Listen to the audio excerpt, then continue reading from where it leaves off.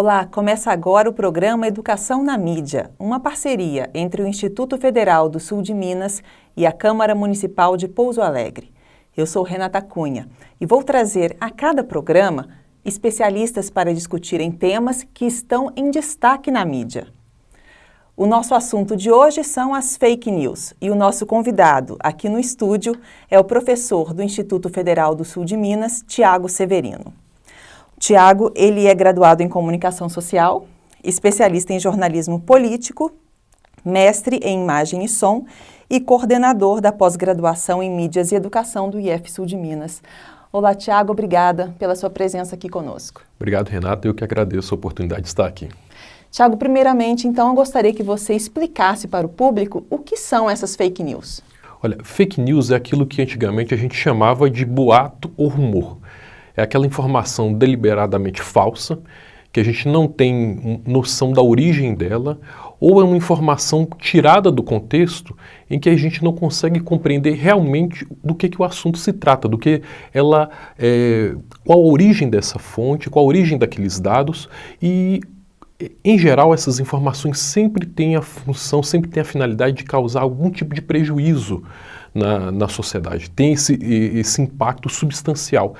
E agora, com esse termo fake news, isso corresponde ao processo de disseminação dessas informações, que estão no ambiente digital, um ambiente que muita gente acredita que é uma terra sem lei, uma terra de ninguém, mas que não é bem assim. A gente sabe que a internet, assim como outros espaços, constitui parte da sociedade.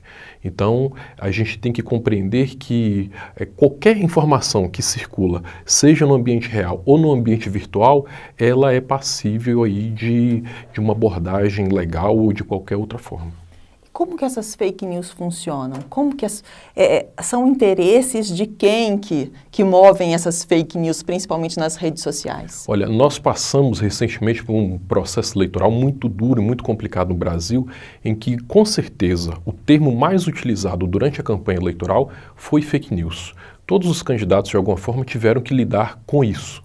Então, no processo eleitoral, fake news tem a função de levar um tipo de prejuízo para o candidato. Existe também uma outra forma, que é a fake news que gera medo, que gera algum tipo de receio nas pessoas. Então, por exemplo, houve há algum tempo um assalto a banco em Passos, na cidade de Passos, e houve aí uma troca de tiros entre bandidos e policiais e alguém gravou um áudio no WhatsApp como se os bandidos tivessem invadido o hospital da cidade. Então, assim, o que motiva alguém a fazer isso se não a intenção de gerar um tipo de insegurança, um tipo de medo nas pessoas? Por isso que é muito importante a gente ter a condição, ter a capacidade sempre de criticar aquilo que a gente recebe, justamente para a gente não acabar caindo nesse tipo de armadilha, caindo nesse tipo de truque. A pessoa, né, o cidadão que pega uma informação como essa, seja na rede social, seja num site, ele tem que pensar que sempre a circulação dessas notícias sempre vem com interesses particulares. Né? Exatamente, porque a gente tem que imaginar o seguinte, a gente está aqui num ambiente totalmente preparado para a gravação de um programa de TV. Mas eu tenho no meu bolso, no meu celular, que faz também diversas funções. Eu gravo, eu edito, eu pego esse conteúdo que eu produzo e jogo ele na internet, faço ele circular à vontade. Então você imagina que há 15, 20 anos, não havia essa possibilidade. Era muito difícil você produzir, por exemplo, um vídeo caseiro que fosse, porque as câmeras eram muito caras, porque a forma de fazer com que isso circulasse era muito difícil. Hoje não. Hoje qualquer pessoa, com a mínima capacidade que ela tem ali de operar qualquer equipamento eletrônico, ela consegue fazer isso. E aí existe um abandono da responsabilidade. Uma coisa é o profissional formado, que é habilitado para fazer isso, ou a pessoa que, mesmo não sendo da área da comunicação, tem responsabilidade na hora de fazer a informação circular. Outra coisa é aquela pessoa que não tem um compromisso real com informação, que não consegue distinguir mentira de verdade, que acha natural, por exemplo, espalhar boatos. E não enxerga os prejuízos que esses boatos podem causar na vida das pessoas. Esse é o grande drama da atualidade, porque nós temos um grau de liberdade muito grande, uma possibilidade técnica também muito grande, mas a responsabilidade ela acaba que fica solta em relação a tudo isso. Professor, mas o fenômeno fake news, apesar da gente estar lidando com ele demais atualmente, ele não é um fenômeno novo, né? Ele já existe há algum tempo, praticamente desde quando as notícias começaram a ser publicadas. Exatamente, olha, quando os jornais começaram, lá no século XVI, no século XVII, não havia uma técnica de produção de notícia. Qualquer informação que chegasse em uma redação ou para uma pessoa que trabalhasse em um dos jornais era publicado. Então, se a gente pegar esses jornais antigos, nós vamos ver muitos relatos sobre, por exemplo, navegadores que encontraram monstros durante as navegações, histórias de assombrações ou qualquer coisa do gênero, contadas como se fosse realidade. No século XX, com a especialização maior da imprensa, esse cuidado em divulgar apenas aquilo que é verdade se tornou assim uma bandeira da imprensa. Por isso que a imprensa, o jornalismo como um todo, ele pode ter uma decisão editorial que diz, olha, a gente cobre isso, não cobre aquilo. A gente vai dar um tratamento diferenciado para esse ou aquele assunto, para essa ou aquela pessoa. Mas, via de regra, o jornalismo não mente. Ele pode ter, em determinados aspectos, um viés editorial, mas mentir não. Se mente, não é jornalismo. Se mente é qualquer outra coisa. Por isso que a fake news é justamente o oposto daquilo que o jornalismo deve ser. Tem um caso, inclusive, relevante que aconteceu na imprensa brasileira que acabou sendo apelidado de boi mate. A revista Nature, que é uma revista inglesa, publica sempre na edição do dia 1º de abril uma matéria satírica, em que ela pega ali um assunto qualquer que está em pauta entre os pesquisadores e cria uma reportagem falsa. E essa reportagem é identificada, quem é leitor habitual da Nature sabe disso, e a Veja pegou, na década de 80, uma dessas reportagens e publicou uma versão nacional desse assunto como se fosse verdade. Era o caso de pesquisadores que teriam feito uma pesquisa e conseguiram retirar células de um boi e colocar em um tomate. E a reportagem da Veja dizia que o tomate resultado desse processo seria um tomate tão saboroso quanto você comer um filé mignon ao molho de tomate. E entrevistaram pesquisadores, dando garantias de que aquilo ali realmente aconteceu, enfim, das vantagens que aquilo ali iria ter para o agronegócio e tudo mais. Mas, depois de algum tempo, esse assunto acabou sendo questionado e percebeu-se que, na verdade, era uma grande barrigada, né? Era uma grande informação inverídica. A publicação se retratou. A diferença desse caso do boi mate para aquilo que acontece hoje é que hoje esse tipo de informação falsa é diariamente. A gente sempre encontra. A gente vai na nossa timeline do Facebook e tem ali um volume enorme, às vezes, de coisas que são passíveis de crítica, que podem ser questionadas. Então, assim, a imprensa, quando ela erra, ela erra, ela pede desculpas, ela volta atrás, mas a fake news não. A fake news, o interesse da fake news é justamente, às vezes, até manipular a opinião da sociedade, principalmente no período eleitoral. Por isso que é importante um cuidado muito grande na hora que a gente recebe, sempre depurar, sempre peneirar essas informações e a gente distinguir o que é falso daquilo que é verdadeiro. Eu fico me perguntando, será que nessa época da revista Veja, que ela deu essa barrigada, né? Será que as pessoas se questionaram? Muita gente se questionou na época, não, isso só pode ser informação mentirosa, isso aqui não pode ser verdade. Porque hoje as pessoas recebem essas fake news e normalmente elas têm uma tendência a acreditar e até repassar esse conteúdo. Por que isso está acontecendo? Olha, existe uma preocupação que eu tenho em particular, que é o seguinte, se nós realmente temos uma capacidade de leitura e de interpretação realmente sólida, Porque quando a gente vê esse volume grande de informações circulando e ninguém se questionando, ou quando a gente recebe isso e até questiona o amigo, olha, isso aqui é uma informação inverídica, isso aqui é errado, às vezes a pessoa não aceita isso, né?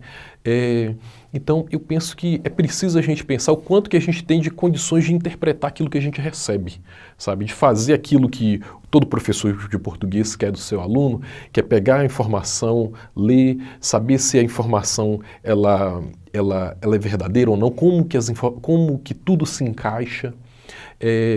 Na minha opinião, eu acho que no caso brasileiro isso está muito ligado com uma falta de condição nossa mesmo, assim, de leitura escrita mesmo, sabe, assim, de quanto que a gente deixou abandonado durante muito tempo essa tarefa tão importante que é a gente criticar aquilo que a gente recebe, sabe, olhar de modo crítico tudo. Mas e o conceito da pós-verdade, né, que foi a palavra escolhida em 2016 como a mais importante utilizada na época? Isso também teria a ver com essa disseminação indiscriminada de fake news. Com certeza. Olha, pós-verdade, a melhor forma da gente explicar pós-verdade é o seguinte, é quando a gente olha o caso dos terraplanistas, que são aquelas pessoas que acreditam que a Terra é plana. Então, essa pessoa, não adianta você mostrar para ela uma foto de satélite, pegar um depoimento de um astronauta, que é alguém que já foi para fora da Terra, e olhar e mostrar para essa pessoa, olha, tá vendo esses dados aqui? Porque o que houve é uma substituição do fato científico pela crença. Não importa em nenhuma medida o dado. O que importa é aquilo que eu acredito. Se eu acredito que a Terra é plana e pronto. Então, esse tipo de situação acabou que criou um espaço muito amplo para essa disseminação de notícias falsas, sabe, assim, desse conteúdo que a gente não sabe de onde vem, mas que de alguma forma se conecta, se liga com aquilo que eu acredito. Então imagine, se eu sou uma pessoa que professa determinados tipos de valores e há uma fake news que de alguma forma dialoga com esses valores que eu acredito, eu vou absorver isso. Então esse que é o grande problema da pós-verdade, sabe? Porque a pós-verdade ela encaminha a pessoa quase que para um estado de fanatismo, o que é muito preocupante. Ok, professor, então agora a gente vai fazer um breve intervalo e a gente volta daqui a pouquinho para continuar falando sobre fake news e também sobre a influência das notícias falsas nas últimas eleições que ocorreram aqui no Brasil.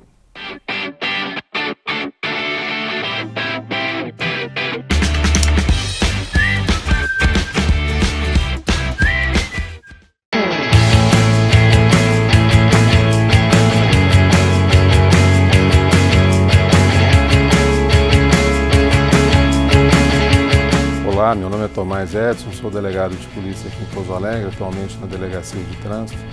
Estou aqui para dar uma dica para o colega motorista que sai para viajar com a sua família e antes disso ele cheque a documentação do seu veículo, se está tudo em dia e também as condições físicas do veículo, como pneus, a parte de óleos lubrificantes do motor, água, o sistema de arrefecimento, para que assim se evite acidentes, principalmente também as condições do cinto de segurança do seu veículo.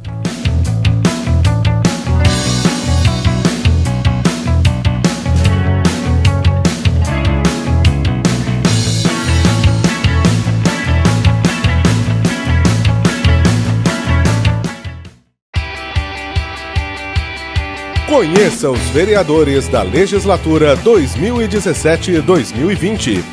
Presidente da Câmara, vereador Oliveira Altair, do MDB. Vice-presidente, vereador Wilson Tadeu Lopes, do PV. Primeiro secretário, vereador Bruno Dias, do PR. Segundo vice-presidente, vereador Arlindo da Mota Paz, do PSDB. Segundo secretário, vereador Odair Quincote, do PPS. Os vereadores: Adelson do Hospital, do PR. Adriano da Farmácia, do PR. André Prado, do PV. Campanha do PROS. Dito Barbosa, do PSDB, Dr. Edson, do PSDB, Leandro Moraes, do PPS, Professora Marileia Franco, do PSDB, Rafael Abolafio, do PV, Rodrigo Modesto, do PTB. Esses são os vereadores da legislatura 2017-2020 da Câmara Municipal de Pouso Alegre.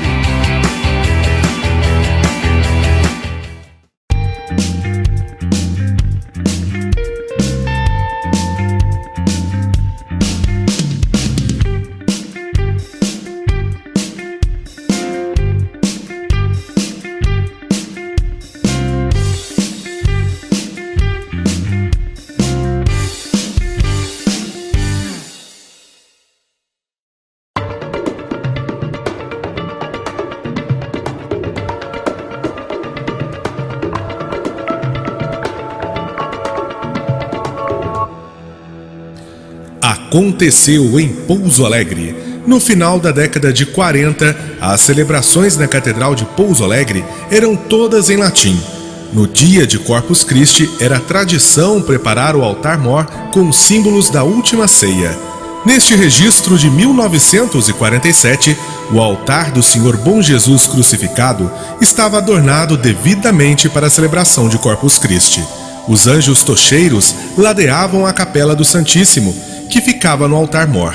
As cerimônias eram realizadas desta maneira até o Concílio Vaticano II. Aconteceu em Pouso Alegre.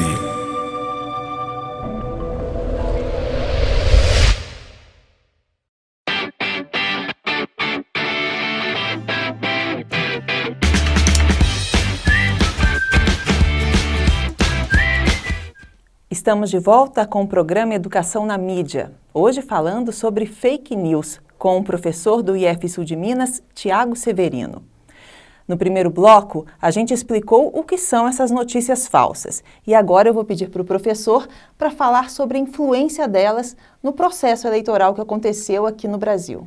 Renata, olha, nesse último processo eleitoral, todos os candidatos, principalmente aqueles ao cargo executivo, tiveram que lidar de alguma forma com fake news. A disseminação desse tipo de conteúdo foi assim de forma sistemática. Não é novidade também esse tipo de conteúdo se espalhar durante o processo eleitoral. Isso começou nos Estados Unidos quando o Obama foi eleito. Quando ele foi eleito pela primeira vez, houve um conjunto de notícias que questionavam a nacionalidade dele e a religião dele, justamente por toda aquela animosidade que foi criada nos Estados Unidos em relação à comunidade muçulmana. Então, algumas notícias falsas davam conta de que Obama era muçulmano, de que ele não era americano, e isso ganhou também corpo durante a campanha do Trump. Uma série de reportagens publicadas pelo El País mostraram que essas matérias mostraram que a campanha do Trump pode ter sido de alguma forma beneficiada por essas notícias falsas. Uma delas, por exemplo, dizia que mexicanos estavam recebendo dinheiro da campanha da Hillary Clinton para falar mal do Trump, né, para dizer que o Trump iria perseguir imigrantes. Justamente uma fake news que tinha a intenção de criar uma ideia de que Trump não era uma pessoa que era contra os imigrantes, que era contra os estrangeiros que viviam nos Estados Unidos. E no Brasil o cenário foi mais ou menos esse que a gente pôde observar nos Estados Unidos, ou seja, um conjunto muito grande de informações falsas que tinham ali um fundo extremamente moralista às vezes, que lidavam com questões ligadas à religião ou algum outro tipo de valor educacional ou cultural, mas aí com esse fundo extremamente moralista às vezes, e que buscavam criar uma ideia errada sobre esses candidatos que disputaram principalmente os cargos do Poder Executivo. A gente sabe que, infelizmente, há muito que o Brasil precisa caminhar em termos de legislação para combater fake news, porque a gente não tem uma legislação específica para esse tipo de conteúdo. Há projetos de lei que tentam normatizar isso, mas nós ainda estamos, vamos dizer assim, no início dessa caminhada. E para o jornalismo, qual que é o papel dele nessa hora? Você acha que a fake news ela acabou ajudando o jornalismo a se oxigenar? Com toda certeza. Eu me lembro que em 2010 eu trabalhava em uma redação e olhava para a redação e pensava, olha, isso aqui vai desaparecer daqui 10, 15 anos. E aí com as fake news houve um novo tipo de demanda para o jornalismo, e em especial para a mídia tradicional.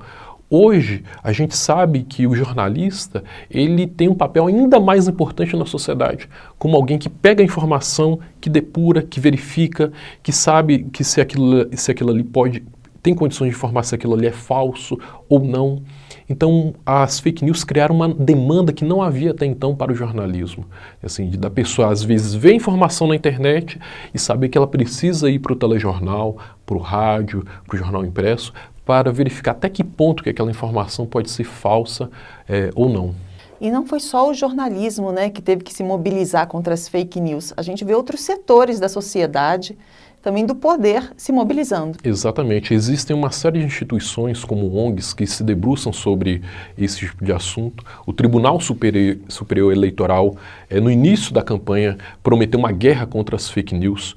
Acredito que faltou muito para se estabelecer efetivamente essa guerra contra esse tipo de notícia falsa, mas os movimentos mostram que há uma tentativa e há, sobretudo, uma preocupação da sociedade brasileira em lidar com isso.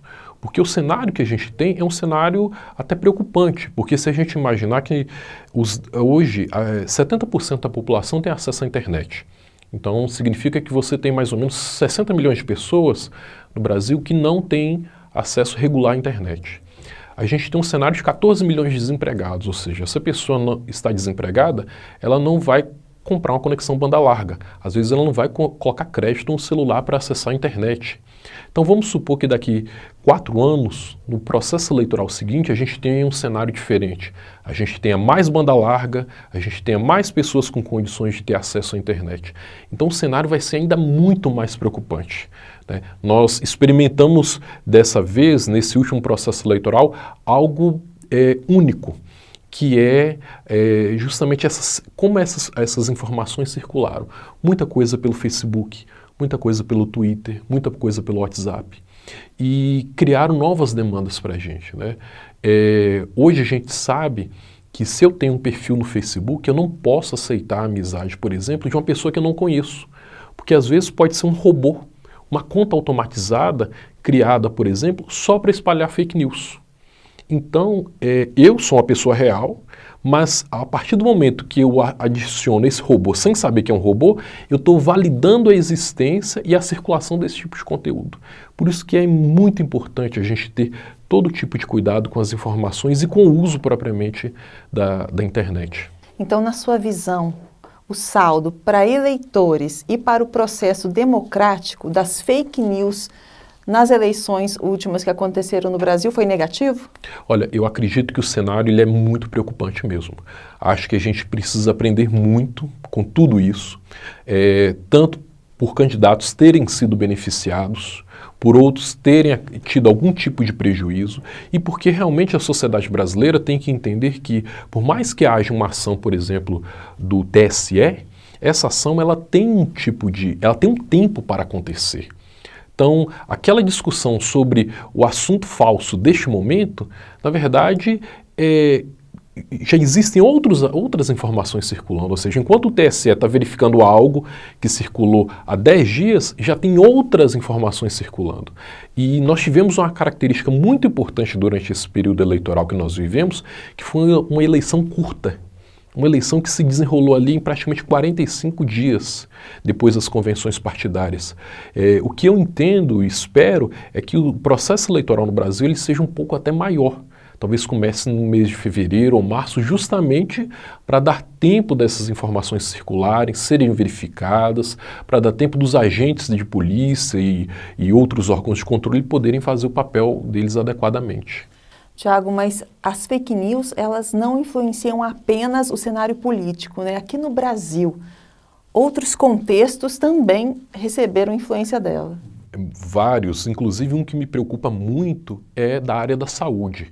Pessoas que às vezes deixam de vacinar os filhos porque recebem uma informação ali no WhatsApp de que a vacina, por exemplo, contra o HPV, contra o sarampo, podem provocar algum tipo de doença ou levar a pessoa até mesmo à morte. Isso é um risco à saúde de toda a comunidade, não só dos próprios filhos dessas pessoas que aderem aí a essa pós-verdade, né, que acreditam, que abandonam todo o fato científico em nome dessa crença, mas também aquelas pessoas que vivem ali no entorno delas. Então é uma situação extremamente problemática e que a gente tem que, agora mais do que nunca, saber dialogar. O diálogo ele é fundamental justamente para que nesse encontro que o diálogo promove, a gente possa levar até outras informações que não necessariamente essas pessoas têm tido contato pelas redes sociais. E é isso que a gente vai falar agora no próximo bloco, porque a gente vai rapidinho para um breve intervalo e daqui a pouco a gente volta falando como combater essas notícias falsas.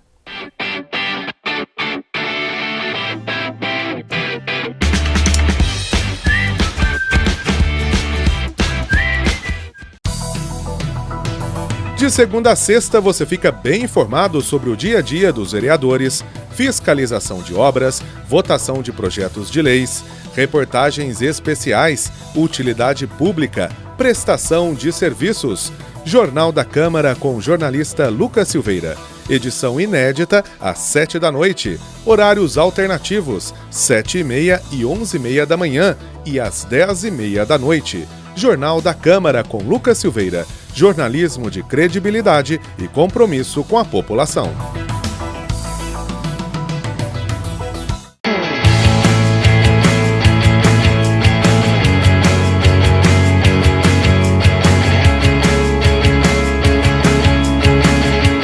Sou José Walter da Mota Matos, delegado da Polícia Civil de Pouso Alegre. A nossa instituição existe para apurar as infrações penais e você pode colaborar com a polícia. Através dos telefones 197, que é o nosso Disque Denúncia, você pode dar informações para apuração de crimes sem se identificar. Colabore com a segurança da sua cidade.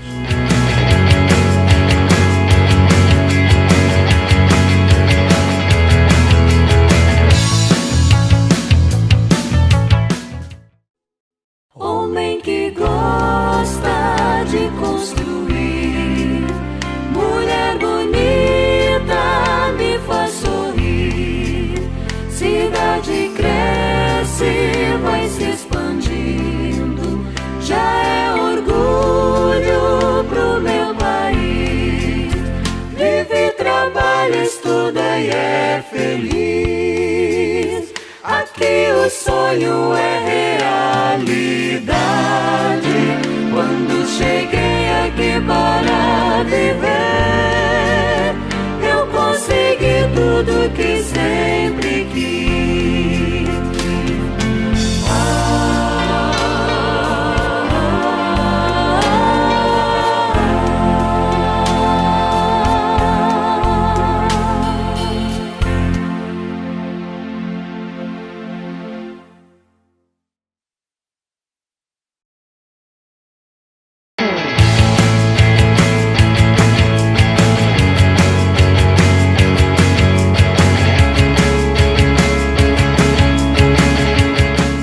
Sou o delegado José Walter da Polícia Civil de Pouso Alegre. Estamos aqui para dar dicas de segurança para a população. Desconfie daquilo que é muito fácil. Se você for fazer algum negócio, cheque as informações, procure saber a procedência, procure evitar dar sinais em dinheiro ou fazer depósitos em boletos bancários para pessoas que você não conhece. Anote o número da conta, da agência bancária, a bandeira do banco. Se cerque dos cuidados para você evitar de cair num golpe.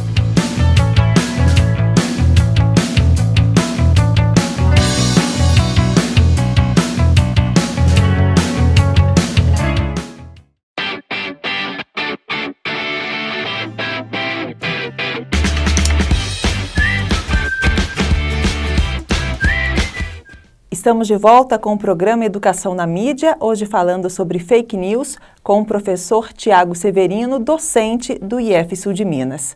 Professor, gostaria que você esclarecesse para a gente se é crime hoje produzir e disseminar fake news. Renata, olha, essa questão da questão de ser crime é muito delicado, porque a gente não tem uma lei própria sobre fake news. Normalmente esses casos ligados a fake news estão pendurados em outra legislação. Por exemplo, quando a fake news diz que alguém cometeu um crime. Então a pessoa que produziu e que inclusive compartilhou pode estar cometendo um crime de calúnia. Então não necessariamente existe uma lei tratando desse tema. Por isso que tem algumas dificuldades ainda. Como nós falamos sobre os casos das notícias falsas que dizem respeito às vacinas. Então ainda é muito complicado para isso. Então teria que ser algo como, por exemplo, incitação ao crime, incitação à violência, incitação à desordem pública. Tem que ver exatamente o que a notícia trata, essa notícia falsa trata, e onde que ela vai se encaixar dentro de outras legislações. Há hoje, me parece que 7 ou 8 projetos na Câmara dos Deputados que lidam com isso. Mas ainda não há uma conclusão exata, até porque os projetos, alguns deles ainda têm problemas sobre a construção do próprio conceito de fake news e da circulação. Mas de toda forma é importante que o cidadão tenha sempre em mente o seguinte: existe a responsabilidade solidária. Então, talvez eu não produzi um conteúdo falso, mas eu compartilhei, eu disseminei. E justamente por fazer isso, eu possa ser acionado judicialmente a responder. Mesmo que hoje ainda haja uma dificuldade ali de verificação e tudo mais, mas é uma dor de cabeça que a pessoa pode ter justamente por ir lá e apertar o botão de compartilhar. E pensando na hora da produção, é muito difícil descobrir a origem, quem que está fazendo essas fake news? Não deveria ser, porque já que está na internet, toda vez que a gente faz qualquer tipo de publicação da internet, essa publicação é rastreável. Tem um endereço de IP que é como se fosse o endereço da nossa casa. Então eu vou lá, por exemplo, na sua timeline no Facebook, coloco um comentário e a pessoa tem como identificar, mesmo que eu esteja usando, por exemplo, um perfil falso. Então não deveria ser difícil esse tipo de verificação. A dificuldade, eu acredito que hoje está nessa brecha da legislação e também por uma falta até mesmo de competência por parte de algumas autoridades em apurar esses casos.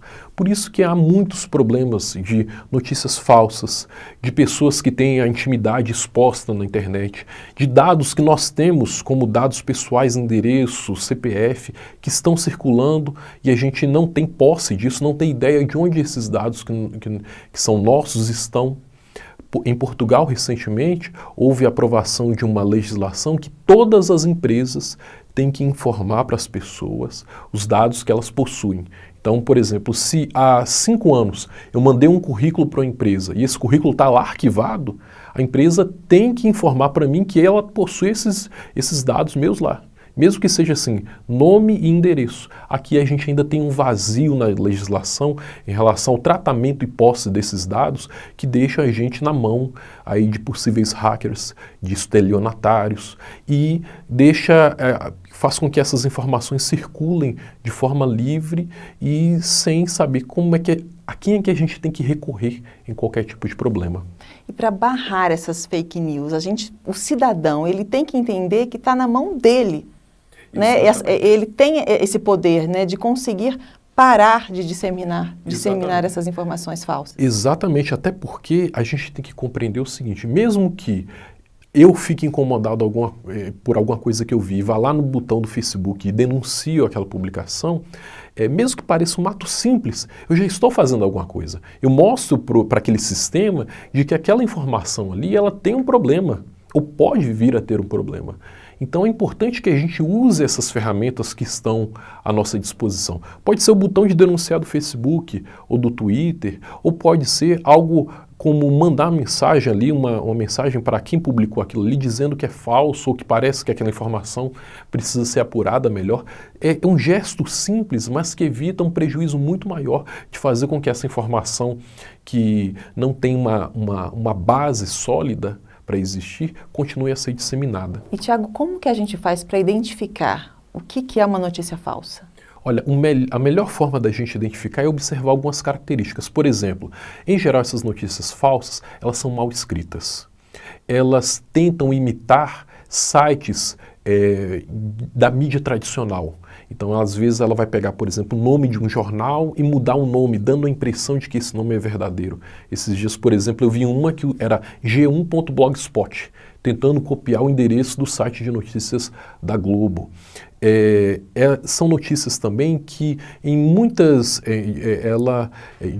quase sempre, a gente não consegue verificar a existência dela em outros sites, seja sites oficiais ou da imprensa tradicional. Então é importante, às vezes, pegar aquela informação que tem ali no texto e colocar no Google.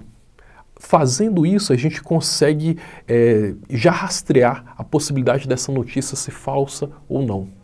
E como professor, como que você vê o papel da escola para formar um cidadão crítico que saiba se posicionar frente a uma fake news? Olha, eu acredito que hoje todas as gerações precisam lidar com isso. Aquelas pessoas que já são mais velhas, apesar de ter assistido o desenvolvimento, ter visto o desenvolvimento da internet, mas nós não fomos educados para a mídia. Então a gente fez ali um curso de informática que nesse curso eu aprendi a ligar o computador, mexer no Windows, no Word, no Excel, mas eu não entendo criticamente o que o uso da internet significa. Então para quem é mais velho é necessário isso, começar a pensar um pouco mais criticamente sobre isso. E para os jovens, eles ainda, esses que já nasceram com o celular na mão, é mais indispensável ainda, porque o modo de consumo e de relação deles com a internet é bem diferente do que essas gerações mais velhas. E a escola, então, tem um papel fundamental.